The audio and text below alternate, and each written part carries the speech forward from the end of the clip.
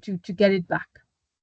And there's multiple business cases of that, people that have done bribe or that allowed their information to be stolen, and suddenly, people are wary of going to that bank or things of that nature, whether it's a bank or financial institutions. You find nowadays that most banks on their app, for example, they are constantly informing you about these are the risks, be careful, don't do this, don't do that. So nowadays, voice phishing is on the rise, for example, and constantly being sent messages around that. So it is quite important that we do this risk management at that level. Accessibility, we have to also bear in mind most clients expect systems to be available 24/7. And one of the key pillars of security is availability of the systems and accessibility. So making sure that your system is 24/7 up across multiple devices, multiple channels, geolocations in the cloud. So how do you ensure that this is happening? The other 3 points talks about ensuring that you grow your business in a secure way. Everybody's talking about acceleration of IT, the importance of being able to deliver at a rapid pace. We talk about value chains nowadays, and how do we now improve the value chain so that we deliver faster?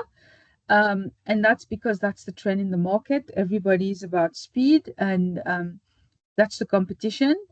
So how do you scale? How do you make sure that you grow and you drive faster delivery cycle in a secure way? A lot of times these two don't get well together. They don't gel. So you tend to sacrifice security at the sake of speed or something like that. So how do we ensure that this doesn't happen in your organization? Breach management is quite a topic in its own. Had a big talk on that. It's a mindset shift.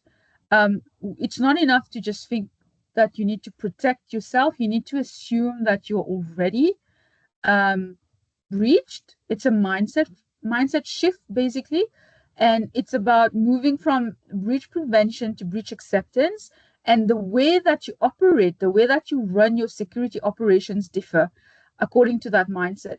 So be prepared and test the resilience of your system constantly is a more proactive way of dealing with security nowadays.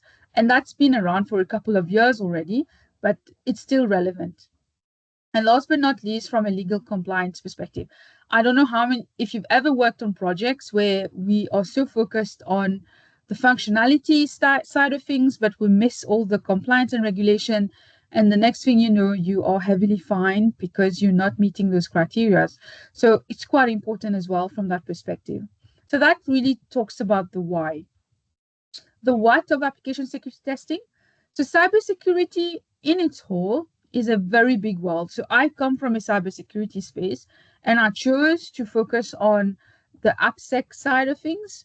But I'm also on the SecOps nowadays because of the whole DevSecOps conversation. But when it comes to application security testing, it is a science. It's part of the quality assurance space, which for me, quality assurance is part of the risk mitigation bubble as well.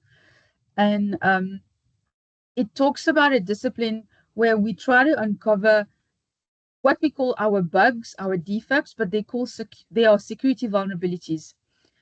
Really, the aim of doing application security testing is to prevent malicious attacks from intruders. Intruders are both external and internal, and they are going to try and attack your system through the loopholes and weaknesses of the system.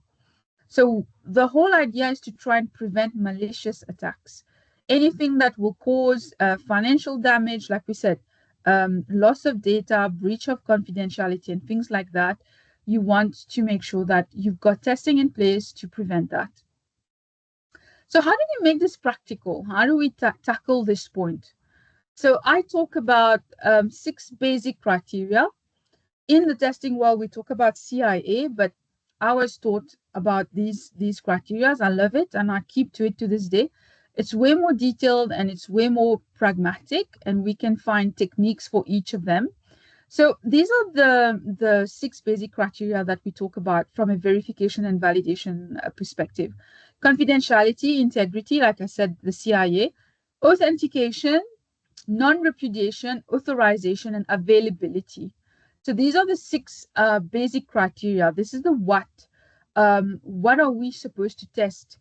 We are trying to test whether the system is confidential, that the system keeps its integrity, it has authentication, there's non-repudiation capabilities, it has authorization capabilities, and the system is available as per the requirement of the specific organization. So that is the what of testing. So let's just quickly go a little bit in the detail of each of them. So I can't see you all. So if there's questions, I'll have to wait at the end. I do apologize, but that's Leela, there is a question. Yes. Oh, okay. The question is on the next bit of slides that you're getting into, so you can continue. Okay, perfect. No Okay. problem. You just interrupt me and we'll answer the question, right? Sure. So the what? So confidentiality, I guess, just to keep it simple, it's around ensuring that only approved intended users have access to restricted and private information. So we are making sure that there's an access control. All of that falls under access control if we talk from a system perspective, but that's a specific criteria that we're testing, the confidentiality aspect. Are we allowing only approved users to have access to restricted information? So is the information restricted as well? So there's two parts to this. Integrity talks about ensuring that information is not being tampered. Are we keeping information or objects being maintained? When I say objects, it's the information, it's the data, it's specific files, it's any IP in your organization that is considered private and confidential. So integrity is about making sure that all this information maintaining its veracity. Has it been tampered? Are we only allowing authorized users only to modify that information? So that talks to the integrity of the IP, the objects, as I mentioned here. Authentication is what I call a one-to-one mapping. So we are checking whether this person is allowed, is exactly the person that is supposed. So we have your fingerprint, for example, on the system, and when you use your fingerprint, it's a one-to-one mapping to check whether you are authenticated on the system. So that's authentication for you, is to make sure that there is a way to identify your identity, and it is established that this is who you are. So that's authentication. Authorization is a bigger bubble, it's a one-to-many. So for example, we will have an admin profile, and we may say that Leela John Doe is authorized to have admin access. So authorization is what I call it's a more a many-to-many. So a user can be linked to one or more profile, a profile can be linked to one or more users. Ideally, that shouldn't be the case. It should be one-to-many. So a user should be linked to just one profile, so one-to-many. But that's authorization for you. So it's bigger, but it's still very important. It's about access control, what rights is being built. And when we develop software, we tend to have different profiles. So those profiles are going to link to authorization. So you may have an admin profile, and that person is authorized to have access to that profile on the system. So that's the authorization part. Like I said, authentication could be also in the form of a username and password as well. So that's the authentication part. Availability is, as I explained as well, is around ensuring that authorized parties are able to access the information as and when needed, and also in the right format. It talks to something I love mentioning. It's performance testing. For me, performance testing is part of security testing.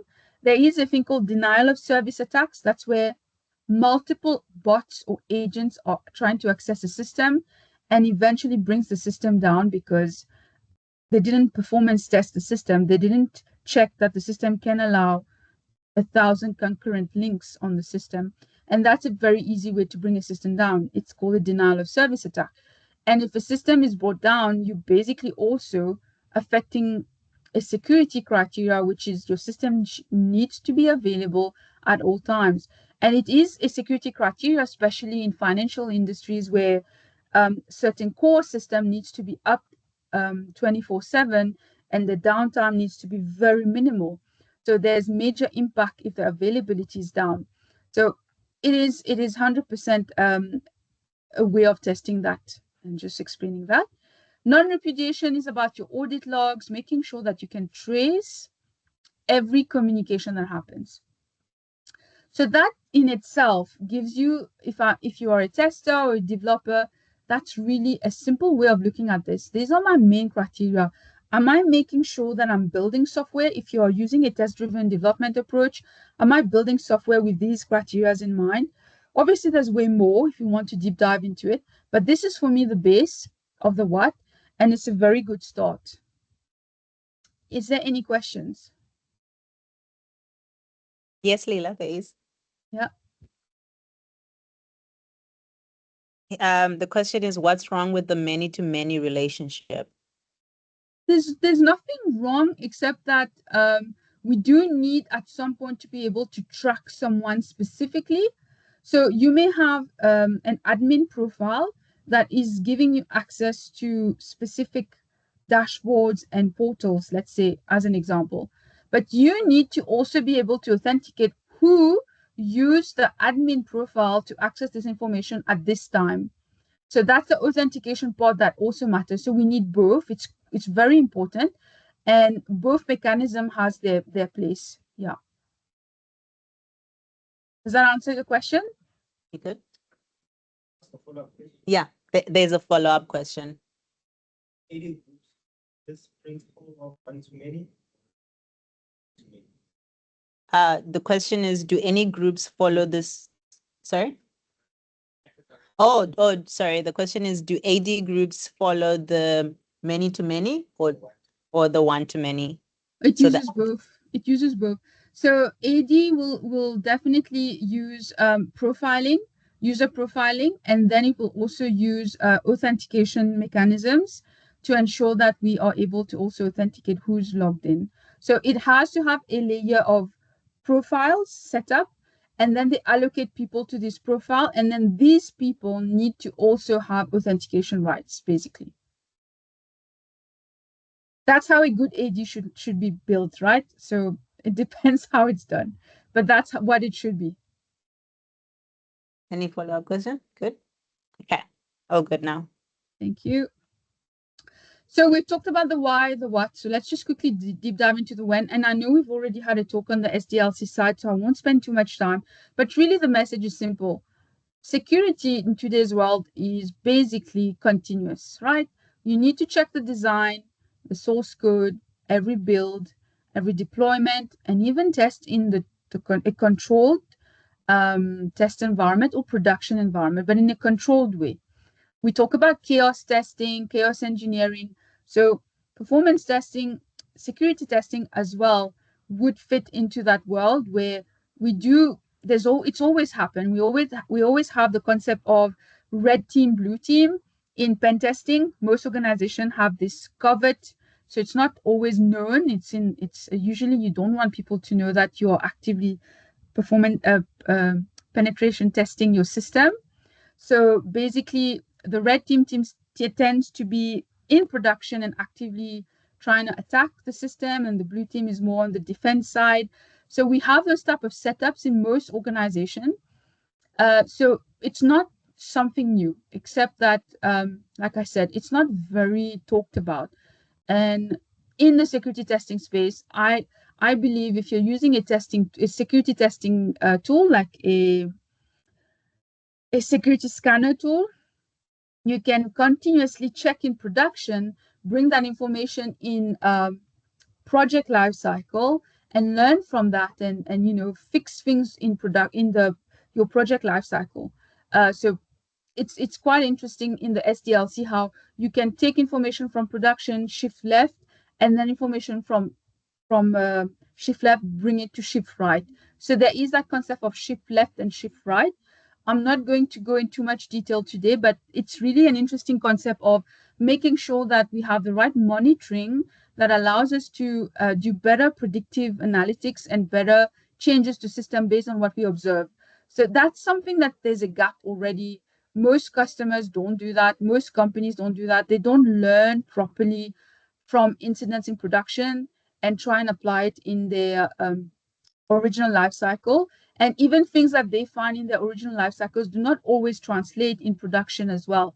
So it's quite important that we try and bridge that gap as well, and we have that open channel communication. That picture at the bottom is a good old picture from OWASP, which is one of my favorite open source community for security.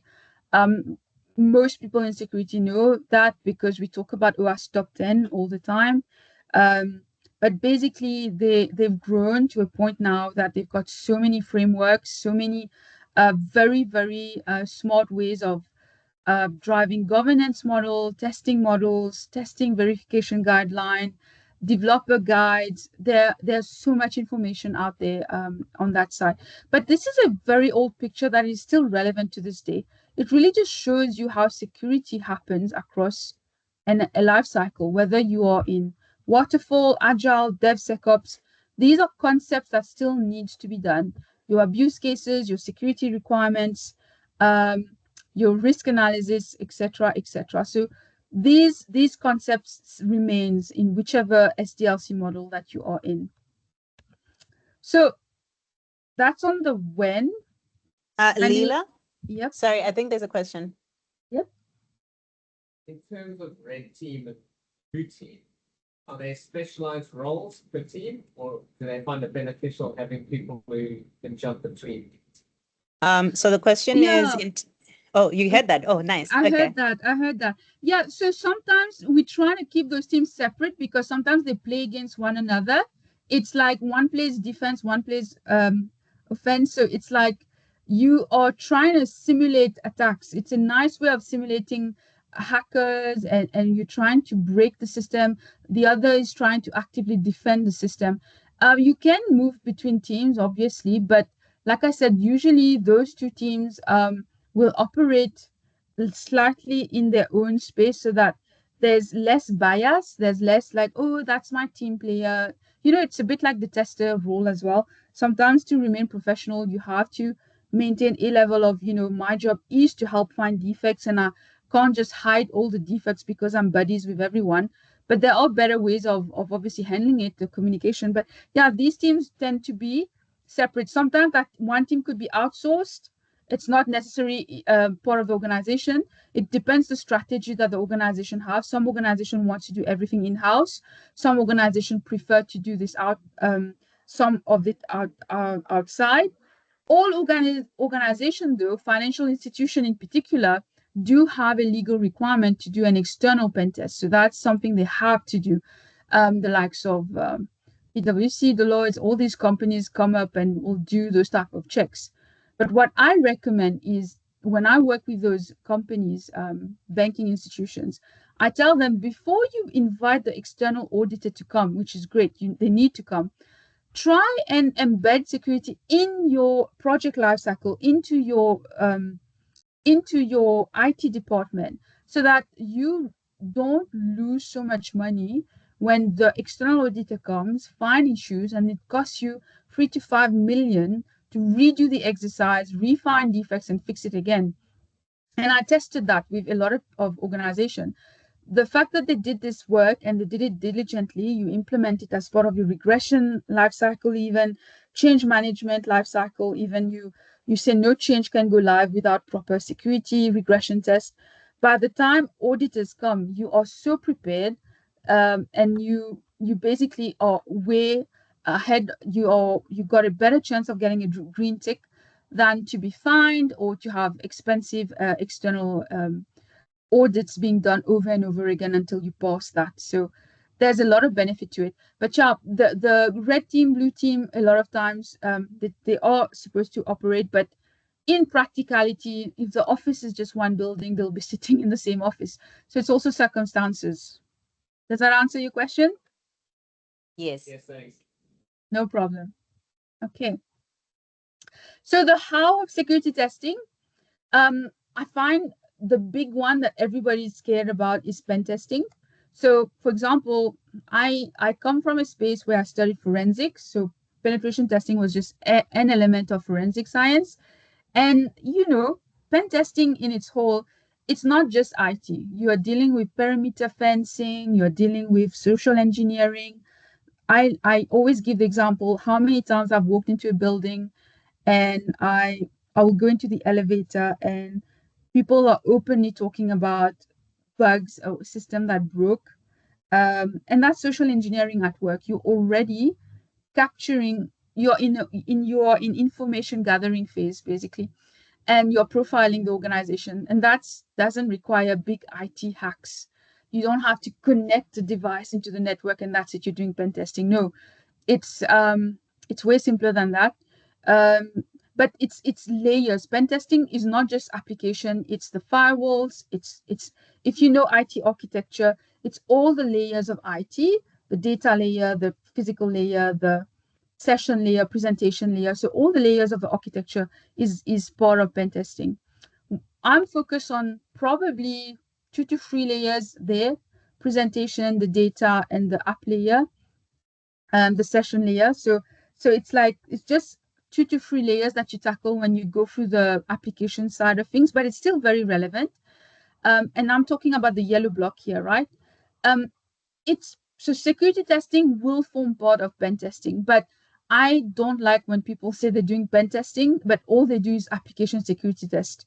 And that's a real thing that is happening every day. People are being or just scanning applications and saying they're doing pen tests. So fine, that's a sales pitch. But where I come from as an IT nerd, there's a big difference. I very clearly position what is it that we're testing if we're doing a scan. And a scan is just a part, a layer, a phase of pen testing, because a pen test is only considered as successful if you've done privilege escalation and you've successfully breached. And scanning an application without breaching it doesn't mean it's a pen test. You're just finding potential hacks. So security testing is that layer in pen testing where you're finding potential issues. And that's one of the techniques that you do in this block. In this block, manual inspection and reviews, going back to the green block here. If it's green, I'm not sure about the color now. But basically, you are doing static reviews, is what we call it. You're reviewing your documents, your policies, your architecture diagrams. People really underestimate that. I do a lot of that, and you already find a lot of issues just by inspecting these things. Just by checking the architecture diagram, you can find a lot of things that can be improved, and the right question that you ask to the architects to make sure that the system solution design is being built correctly. So during solution design, another technique you can apply is what we call abuse cases, threat modeling. There are tools for that as well. There are tools for each of these blocks, by the way. So threat modeling, there are tools for that as well. I haven't actively worked in that space of using threat modeling tools, but they exist. Business analysis space, UI, UX people will work more on that. And when you build your user experience, you can look at abuse cases and what paths you don't want people to do, and you build it in and make sure there's mitigation strategies around it. Code reviews is really just scanning code or reviewing code. You could do it a manual review. You could do a review against a library, or you can use a tool to scan your code as well. And pen testing as well, there are what we call dynamic testing tools. In this space, it's called static tools. Here as well, it's called static tools. In this space is more the dynamic testing tools. And you can scan live applications as well and find potential issues. Okay, any questions before I move on? Sorry, yes, there is one.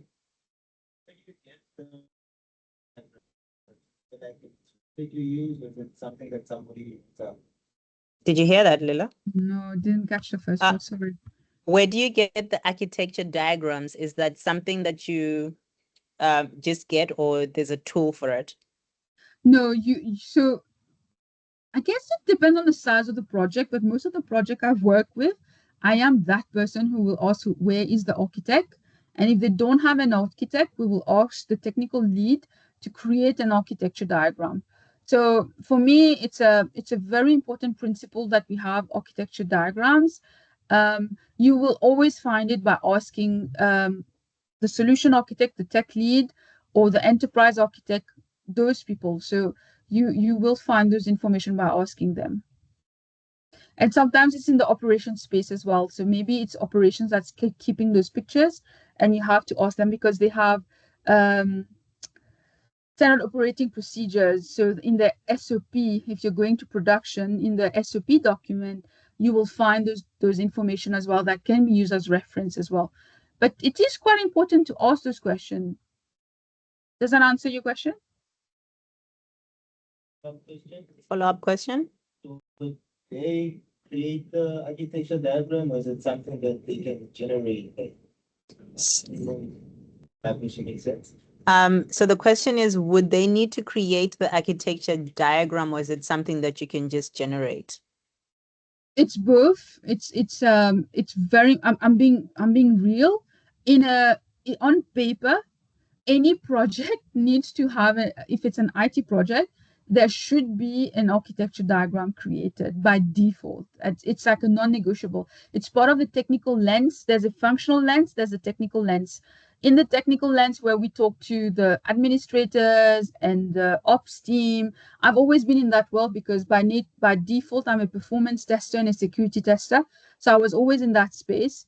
And they, by default, have to create that picture because they have to provision environments for production. So it's a default exercise that happens, but it's not always made visible. It's not always talked about by the project manager, and not everybody is aware of it. If you're not doing that exercise, it's quite worrisome. Unless that organization has a standard, it has a template, so it's templatizing projects. They all need to use the same type of architecture, but then there is a guardrail, there is an architecture diagram somewhere. So most organizations should have an architecture department or an architecture team that will do this work by default. If it's not in existence, you need to ask the question, then who's fulfilling that role? Because we are in a space where people are multi-hatting as well. So who's fulfilling that job? I have been on project as a tech lead where I had to create the architecture picture myself because there was no architect allocated to us because of budget constraints. We eventually got access to an architect at a later stage, but we had to have a Visio software and build our architecture diagrams ourselves. Does that answer the question? Yes. Okay, perfect. So that's answering a little bit of the how do we go about testing. So in the QA and testing space, we will play mostly here. We can play here, but ideally we want the developer to drive their own code reviews, but we can facilitate code reviews. And as testers, we could also drive inspections and reviews. Even though I talk about testing, right? People find this, it's a waste of time. I'm not interested. But this is actually concepts that a developer can apply. Even a developer can do this. Even an architect can do this. So this is not just for a tester persona. It's for anyone that's interested to do security checks. Forget the word testing, but security checks for applications and how to go about it. So, all right. So these are all about the why, the what, the when, the how. How do we go about this? How does that work? So there's a strategic roadmap, there's a tactical roadmap, there's an operational roadmap. So we need to know how to approach all three levels.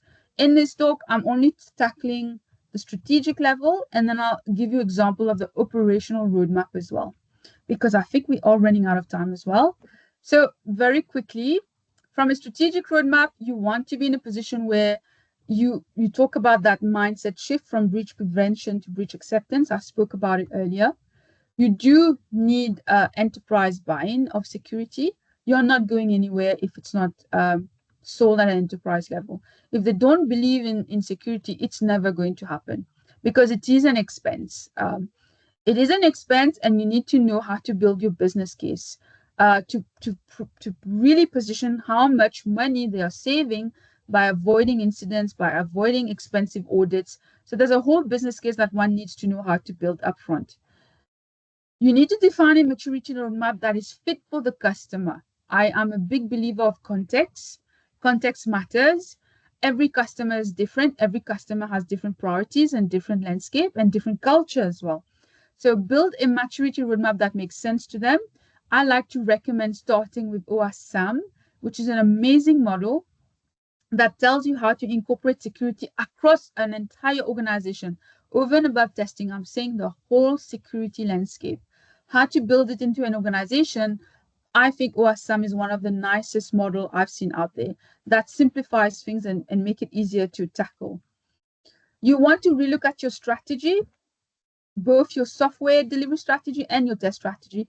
Security needs to be debunked as something complex through education and compliance. And I've been actively educating and doing work on that side because obviously a lot of people that approach think this is too much, this is too complicated, it's a sticky subject, and they want to stay away from it. So that's that. And then decentralization. A lot of times I've heard this talk and it's sad if it's still happening. They're like, you know what? Why should I care about security? It's IT security's problem. It's IT risks problem. Well, no, it's everybody's problem. IT security is there for a reason, but they have a way bigger portfolio to look at. It's not just application. They look at the whole spiel of IT. And it would be nice to decentralize ownership of application security. Why can't we test security as well whilst we are developing sys applications? That's going to help the organization in so many ways. So I'm a big believer of that decentralization as well. So that's on the strategic side. How do we operationalize it? So I talk about the strategy. So this picture, very quickly, this picture on your right is the OASAM model. It tells you how you can have governance, design, implementation, verification, operations. And each of them, there's specific things you need to achieve to have a secure organization. So I most of the time look at the verification block, but otherwise I will just span across all of them. It depends on the customer. If they want me to talk to all blocks, I talk. Otherwise, if they want me to, because there's politics in the organization as well. So if there's a political nature and you just need to play in your boundaries, so you play in your boundaries. Either way, the SAM model allows you to do both. You can play across or you can play in a specific vertical as well. So the first thing I talk about from a practical standpoint is create a community of practice. Bring in the IT risk, because a lot of time IT risk and IT security and IT delivery don't even talk to one another. So we don't even know the proper risk security requirements that we should be testing against. And we are just testing in blank. So make things matter. Make things matter by connecting the dots between IT risk, IT security, and the IT delivery team, and make sure that we understand what should be our focus. This will help us identify key security controls that matters to everybody, the wider organization. So in context, this is what matters, not what you think matter. Review your IT inventory and prioritize the key application. That's another important thing. You can't test everything. So what are your key applications you want to test? Start somewhere. If you're trying to boil the seed, you will never start. Basically, you'll give up right at the beginning. Start somewhere, identify your key application, and start enforcing security quality gates, even in the project lifecycle as a project framework. Even if you're working in an agile way, make sure that your agile definition of done includes security gates. So that's simple stuff that you can immediately practice and implement right now that's going to be of great benefit to your organization. Another one I talk about is leveraging existing testing areas. So if you have functional testers, I always ask the question to the audience, do you think you're doing security testing? Most people say no. But after they've listened to me talk, they're like, listen, when we're doing functional tests, we do test username and password. So that means we are testing authentication. And we do functional testing of user profile. So we are testing authorization. And suddenly it's an aha moment. So you've always been doing security tests. You didn't know about it. So how do we now make it more formal that you're doing security tests? You can create a checklist of test cases. If you go to OAS, the testing guide or the verification checklist is quite amazing. I give you a sample here on the right. You can test, this is what a sample scenario would be. If the screen is small, I apologize. But you could do things like test role definition, user registration process, the account provisioning process, test for weak and unenforced username policy. So these test requirements already exist and test cases already exist, and you can apply it to your organization and create that checklist as I'm mentioning in point number 1. You can define metrics to create transparency that you are testing security, and have security awareness workshop. Really debunk security tests. Automators can get involved, functional testers can get involved. And like I said, performance testers are also doing security testing. The fact that they're testing availability and making sure that the system doesn't go down through denial of service attacks, they are helping with security as well. Any questions on these two things before I move forward? Question. So I know it's gonna sound strange given everything you've covered, right? But do you have any experiences that you can share if, let's say from working in a space where it's a team where it's, let's say, fully functioning, you've got your developers working around the clock, they've got tech data items that they're working on, refactoring code, all of that. And as it stands, there isn't anything that's necessarily wrong, or I'd say that could be flagged as a risk security-wise, just that it isn't being done. How would you, or how have you managed that conversation in terms of, let's just introduce like a very robust framework to approach this in a team that hasn't had any security vulnerabilities? Yeah, so I can tell you that all the slides I've created is based on practical experience. None of this is theory. These are actual things that I've done for customers. So I can talk about my very first customer, which is years ago, and they were completely averse to this whole conversation. They had an IT security department, and security was not meant to be as part of IT delivery. Developers didn't want to hear about it. Testers didn't want to hear about it. Project managers, BAs, nobody wanted to include it as requirements or as gates.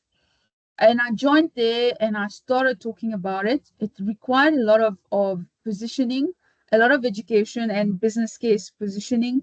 And once you get a hook, so I said, for example, give me a license from the main IT security. I said, can I get a license from one of their securities tool and allow me to start scanning application as part of the quarterly releases? That we had quarterly releases years ago.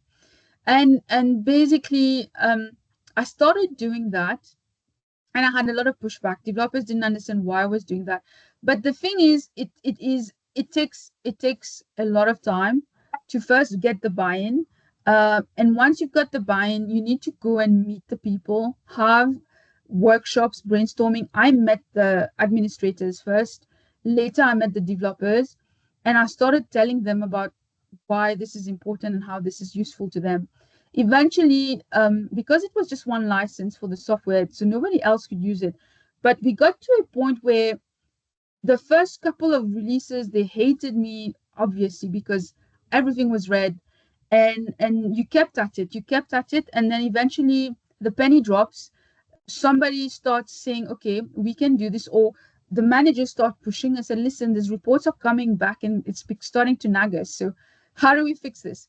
So develop the administrators, you start sitting with them and they start doing server hardening practices, and they start getting into it and fascinated by it. And then the developers also, you've been talking continuously with them, and the next thing you know, you build trust, and they start seeing that you're not there to just criticize what they do, but you want to really add value. And then you start giving them access to the software as well. You motivate for everybody to have the software. They have their own tools. We talked about test-driven development approaches. So we talked about abuse cases with some of those developers. So it's a whole journey. It took me maybe 3 to 6 months just for people to hear me.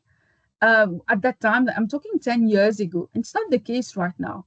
Right now, customers have an interest in security, but they don't know how to go about it because nobody's advocating it the right way. They think it's just a tool and just implement the tool and that's it. That's the biggest problem that we have in the market when it comes to security. Just fix it with a tool and then we're done.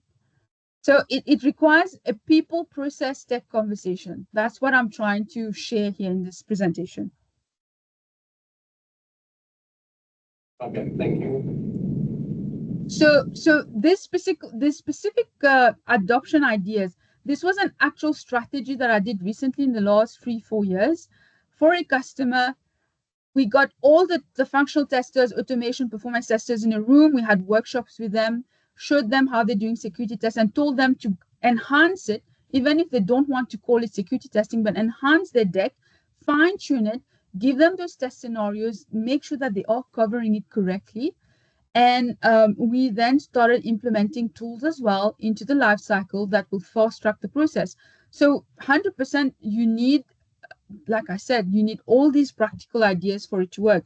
And even this specific point, I met with the IT risk, the IT security department. They gave me all their policies and controls, and they were surprised that that we were not doing that. Even the red team, blue team at the time was so happy that we were coming as the QA security, the testing team, wanting to help them.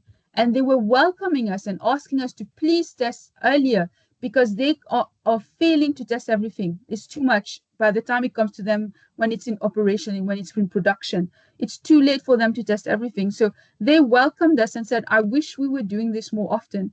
But yeah, it's the buy-in part. So you need that buy-in part as well, and you need to really disseminate information and knowledge around this so that people want to do it on their own. Sorry, that was a long answer for a deep questions. Does that answer your question? Yeah, sorry, and what tool were you referring to that you I'm said you're getting not there. licensed to scan? Okay, okay. Yeah. So when it comes to software, so we cannot talk about security testing without talking about the automation part. So security testing is highly automated. It, like performance testing, is a highly automated space. So we have all kinds of tools. I'm just talking about free tools here: dynamic application security tools, a SAS tool, which is a static tool, and source code composition analysis tool like SonarQube, Fortify, OWASP, um, Sonatype. There's all kinds of tools on the market. Um, and nowadays we talk about IST, which is the more interactive ones. It keeps growing. But this is a life cycle here. This is a sample pipeline. Developers checking code, they run the unit test, functional test, and you're doing component integration testing. Then you go into your integrated environment where you do your functional integration test and regression test as well. And you can see how I say at this point in time when the code is checked in, you can have an automated static code check done there, a test that can be done here.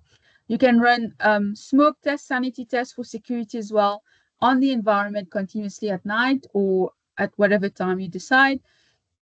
And there you go. Even in the system integration world, you can run those sanity, smoke, in-depth security tests across the board. That specific conversation, I can go in much more detail, but like I said, this is really just a practical approach to security testing. And the third leg of that operation is obviously the automation side. And that is just a sample setup how you can get this going. And think, you have an engagement model as well. This is a simple engagement model, how you bring security across the board. You start with having security requirements built in from PM office or agile scrum of scrum meetings. You need to make sure that this is happening with product owners. Build those security scenarios, test it throughout, deploy, monitor, diagnose issues, resolve, make changes, and carry on like that. So you can define your model, and then that's the cheat sheet nowadays in DevSecOps. How do you secure your whole lifecycle in pipeline with tools? Like I said, it shouldn't just be a tool conversation. It needs to be a people, process, and then tech. There's a conversation that says a fool with a tool is a fool, so that's not going to make a difference to have fancy tools if you don't understand the process and the concept and what you're trying to achieve, basically.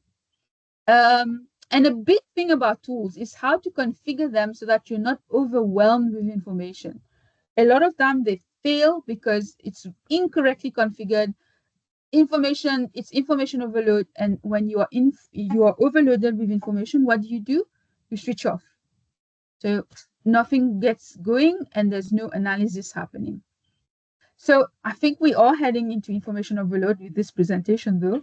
So so that's just a little picture, an example how, again, this is guideline from OAS as well. I love this picture. It's nicely positioning things for people. And in the organization that I work with, when we talk about building a continuous security pipeline, that's the type of picture that I talk about. Again, not going to go into detail, but it really just tells you the journey as well with the customer, with accelerating your practice in your pipeline with tools as well. So I talked a bit about challenges and really, like I said, it's really around being perceived as too complex and costly, but you need to position this correctly. It's often viewed as the IT security's problem, not mine. So we pass the buck and we leave it till the end, or we wait until it becomes a production issue. So that concept of don't fix it until it's broken. A lot of people do that for security. Yeah, the other problem with any automation activities, people expect immediate cost savings.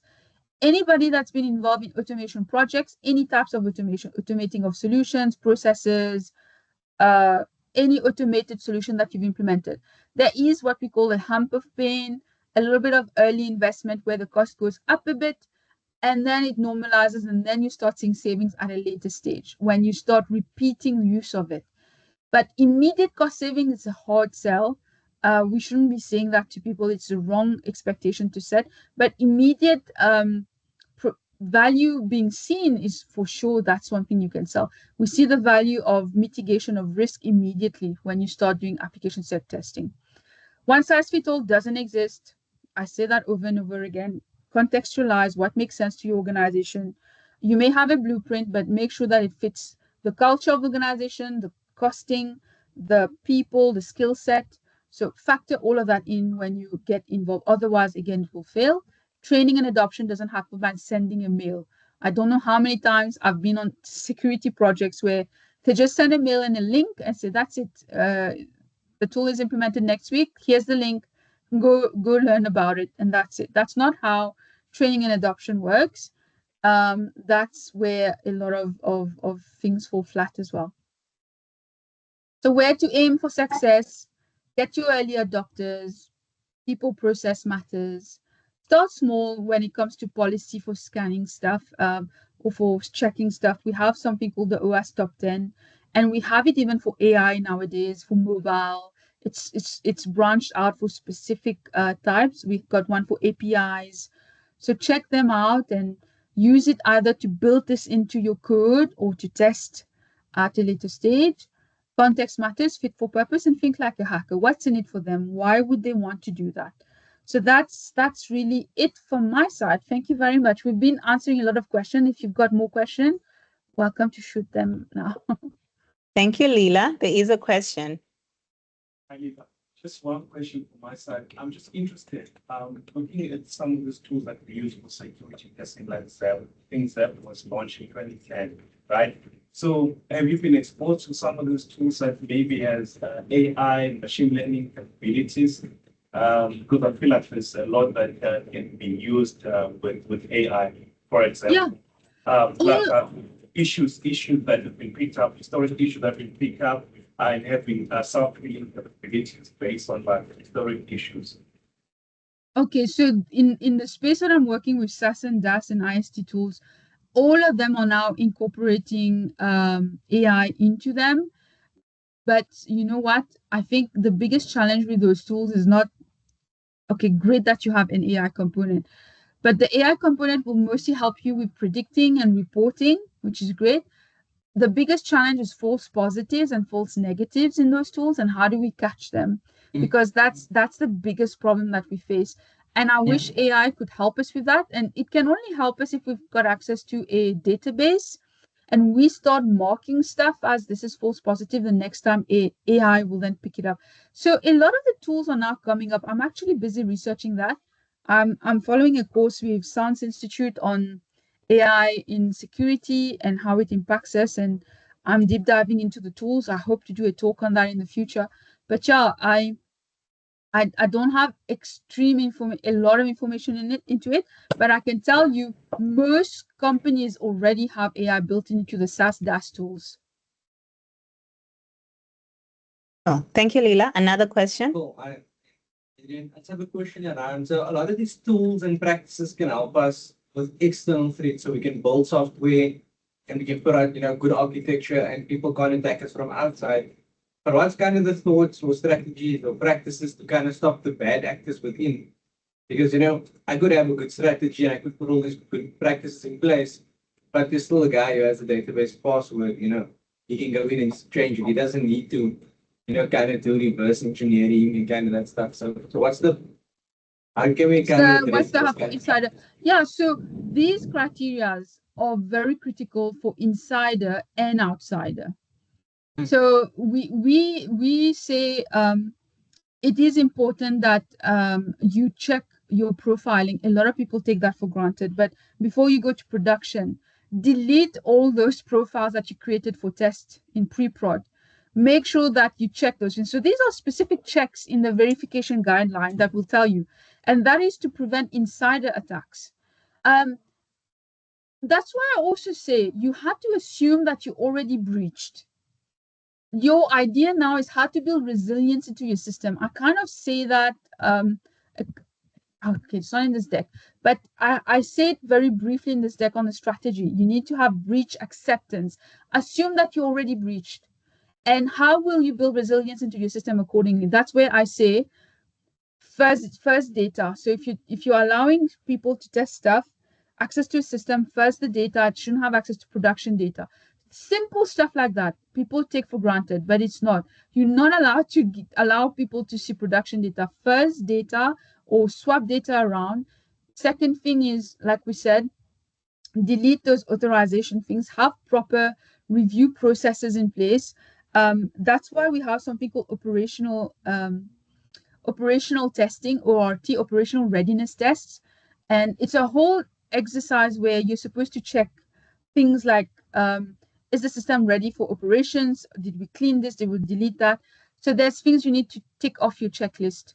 But for me, by doing all of this, you will also help with the insider attacks. But to your point, you can still bypass. Now it's about building the resilience to make sure that you try as much as possible to minimize escalation of privilege, access to critical information. Maybe they can access some stuff, but they can't access the important stuff.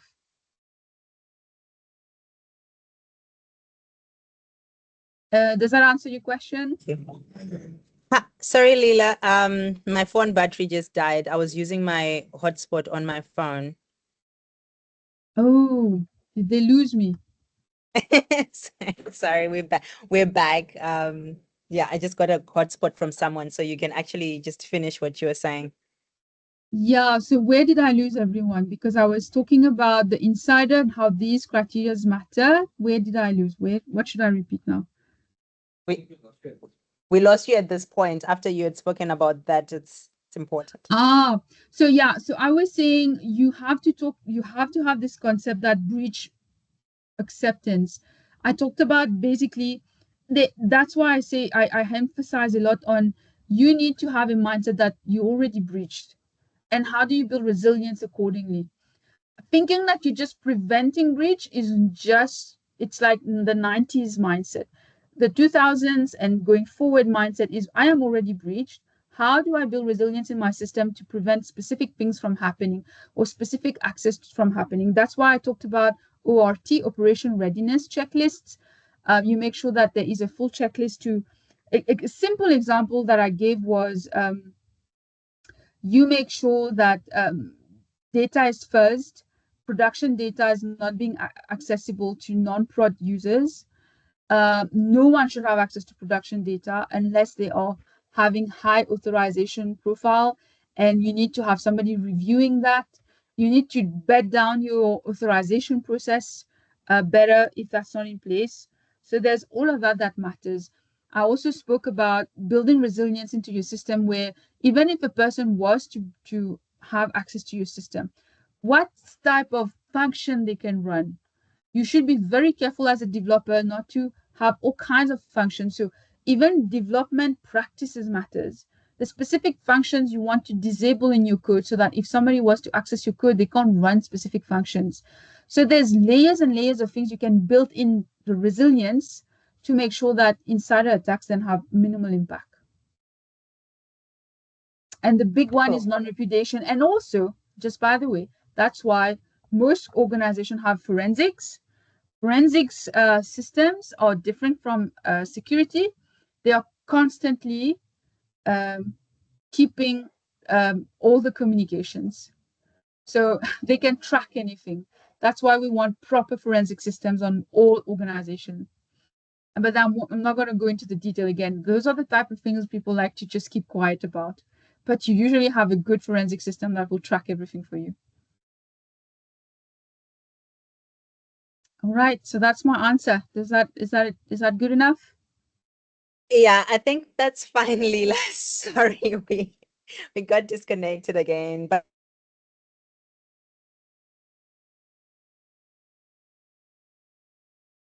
At least we heard, so don't worry. Okay, I feel like I'm not going to repeat again. But it's fine. okay. Yeah, no, it's now happening. I think the meeting is just like we're done now. But thank you so much. Really appreciate the knowledge and you making time for us to just learn from you. Learn so much. Thank you so much. And yeah, hoping that when you learn your AI stuff, you can also teach us about it. Looking Yes. forward to that. Thank you. And everyone is welcome to reach out to me if you've got any question. Connect with me on LinkedIn. You're very welcome. Thank you so much for your time. I really appreciate it. Thank you. Bye. Bye. Thank you. Bye. Take care, everyone. Thank you for those who joined. We're ending the meeting. Bye.